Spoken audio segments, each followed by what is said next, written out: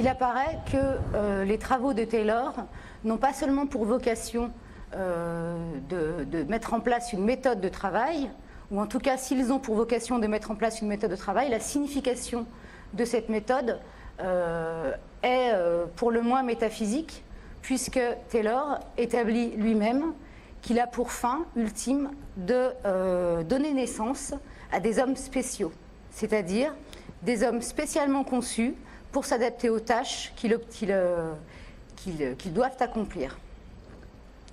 Je partirai cependant d'un roman, celui de Jack London, Le temps des cerises, qui en 1899 décrit les déboires du personnage Jackson, un ouvrier de son état, qui, après une longue journée de travail, 17 heures en tout, se trouve mutilé.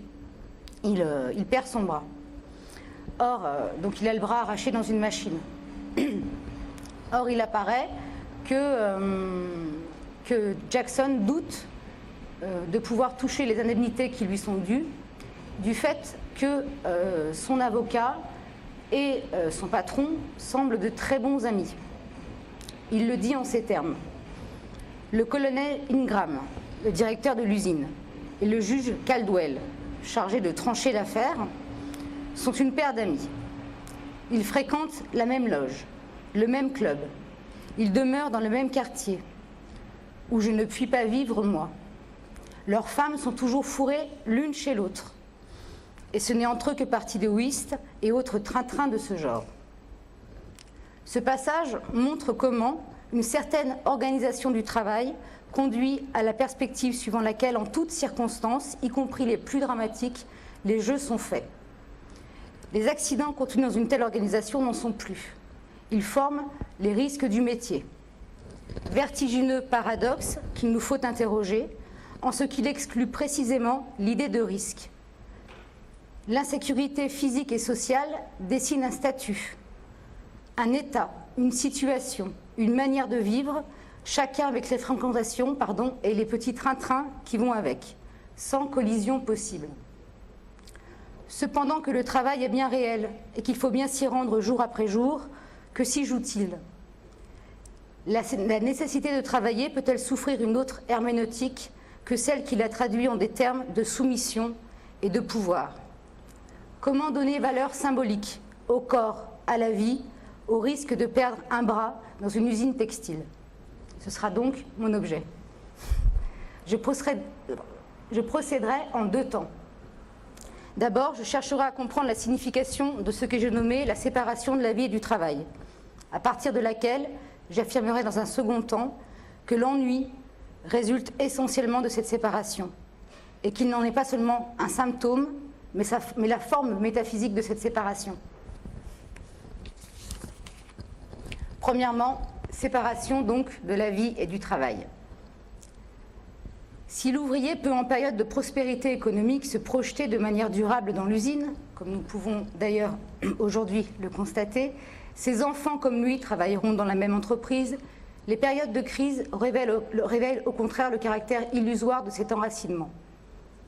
La fermeture d'une usine s'accompagne immanquablement de drames sociaux et familiaux et concerne toute la région où elle fut implantée. Le chômage, ou l'absence de travail, ou la perte d'emploi révèlent donc la polarité de l'usine. Tous les rapports sociaux qui forment un espace commun de signification convergent vers elle. La précarité de la condition de l'ouvrier, l'ambivalence du milieu dans lequel il s'engage sont donc mises au jour ou révélées par le chômage. La contingence dans laquelle s'inscrit la carrière de l'ouvrier est structurelle. C'est là notre point de vue, c'est là mon point de vue, pardon. Autrement dit, l'exil de l'ouvrier est l'effet nécessaire de l'organisation du travail. Celle-ci repose en son essence sur la distinction entre la vie domestique et le travail.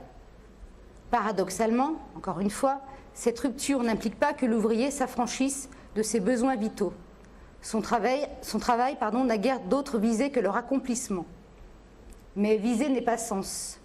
Et étant coupé de la vie quotidienne et familiale, l'usine rompt avec la signification des actions accomplies au rythme des besoins. Or, l'invention du travail ouvrier tient justement en cette antinomie avec le travail domestique. La manufacture ou l'usine marque l'avènement d'un espace propre au travail industriel.